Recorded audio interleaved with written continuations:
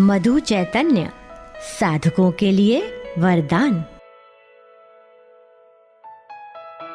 स्वामी जी कहते हैं, मैं मधु चैतन्य के माध्यम से प्रत्येक के घर घर तक पहुंचता हूं।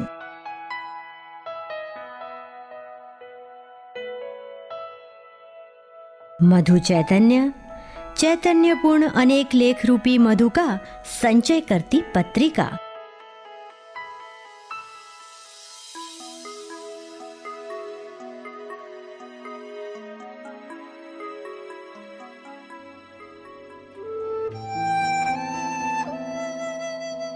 सद्गुरु का जन्म मनुष्य समाज के उत्थान के लिए होता है और वे अविरत कार्यरत रहते ही हैं। ये बात अलग है कि उनकी कर्मभूमि अलग अलग रहती है। कोई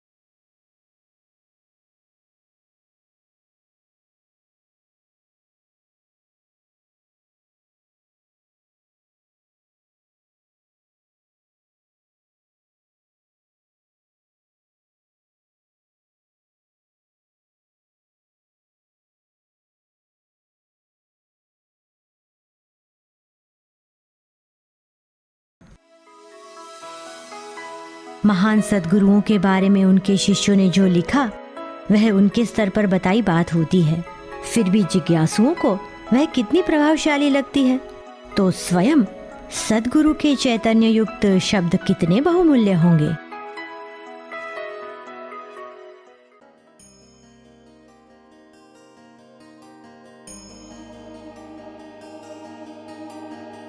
साधनारत साधकों की मनोदशा को अपनी चित्त शक्ति से जानकर पूज्य स्वामी जी स्वयं आशीर्वचन के नाम से प्रत्येक पत्रिका में एक लेख देते हैं। साथ में जिज्ञासुओं के लिए पूज्य स्वामी जी के साथ हुई प्रश्नोत्तरी का भी समाधान इस पत्रिका में शामिल रहता है। इसीलिए कह सकते हैं, आध्यात्मिक स्थिति के स्पष्टीकरण का साधन है मधु चैतन्य। चैतन्य से सराबोर विविध प्रवचनों का समावेश भी इसमें रहता है। साधकों का अनुभव रहा है कि पूज्य स्वामी जी एवं पूज्य गुरु माँ के प्रत्यक्ष सानिध्य में सुने प्रवचनों से जो अनुभूतियाँ आती हैं, वही आध्यात्मिक माहौल यह प्रवचनों को पढ़ते वक्त बन जाता है।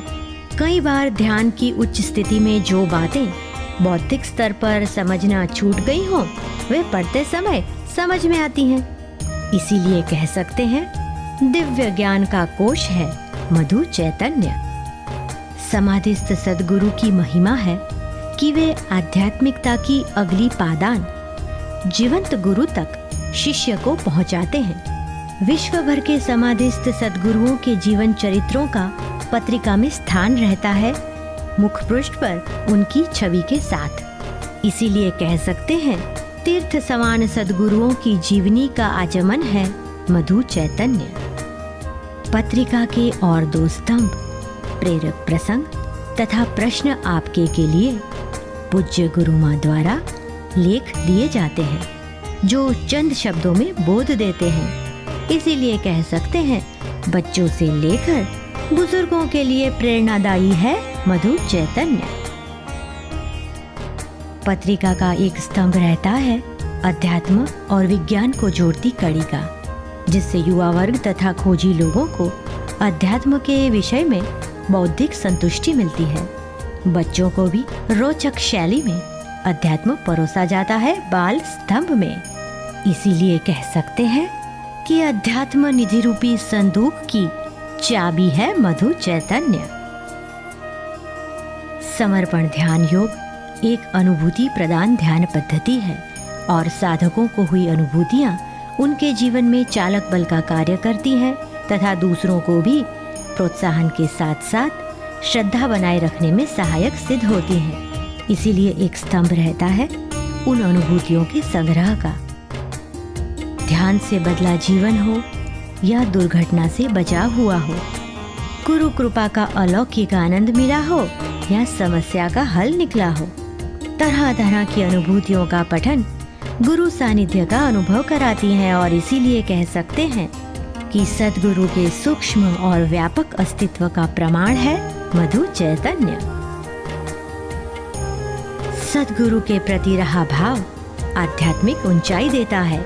इस भाव को बरकरार रखता हुआ स्तंभ यानी भाव अर्पण, जिसमें साधक अपने भाव अपनी मौलिक कृति, कविता, भजन या चित्र के जरिए सद्गुरु को समर्पित करते हैं।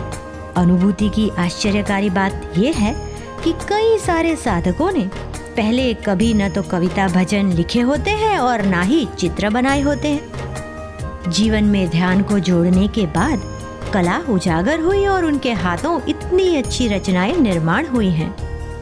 इसीलिए कह सकते हैं कि सुंदर अनुभूतियों की दुनिया का द्वार है मधु चैतन्य।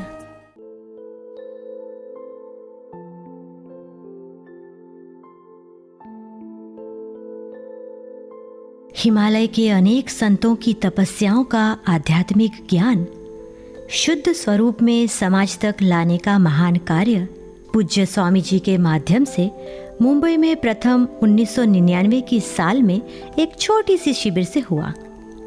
यह समर्पण ध्यान रूपी गंगा जनवरी 2000 में गुजरात में प्रथम बार पहुंची। डांडी तट पर ध्यान में उनके गुरु ने ओम के आकाश दर्शन से पूज्य स्वामी जी को आशीर्वाद दिए। फिर ध्यान शिविर की अविरत धारा महाराष्ट्र और गुजरात के अनेक गांव शहरों में बहने लगी।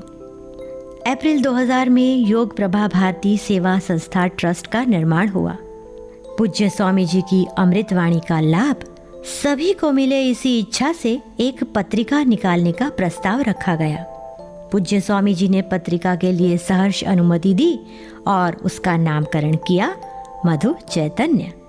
पत्रिका का प्रथम अंक साल 2001 में हिंदी भाषा में प्रस्तुत हुआ, जो शिरडी के साईं बाबा को समर्पित था। दूसरा मधु चैतन्य का अंक स्वामी जी के प्रथम गुरु श्री शिव बाबा के चरणों में समर्पित हुआ।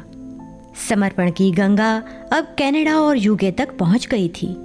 इसीलिए साल 2004 के अंक के साथ प्रथम अंग्रेजी मधु चैतन्य साधकों को उपलब्ध हुआ।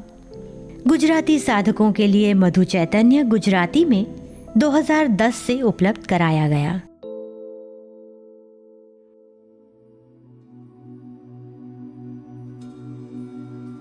एक संशोधन के अनुसार शरीर के मांसपेशियों के तनाव और खिंचाव को दूर करने में पढ़ना एक अच्छा तरीका सिद्ध हुआ है। पुस्तक पढ़ने में खो जाने से अपने आप तनाव कम हो जाता है।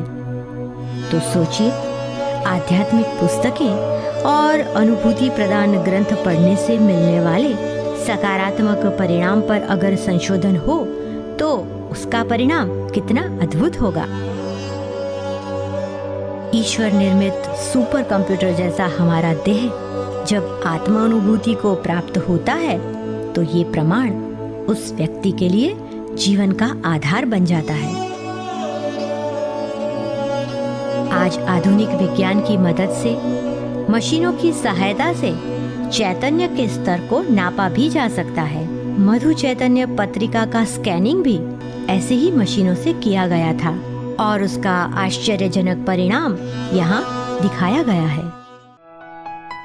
मधु चैतन्य पत्रिका हिंदी, गुजराती तथा अंग्रेजी इन 3 भाषा में उपलब्ध है तथा ई-मैगजीन भी मैक्सटर पर उपलब्ध है। मधु चैतन्य है अमृत धारा, पठन मात्र से मिले किनारा।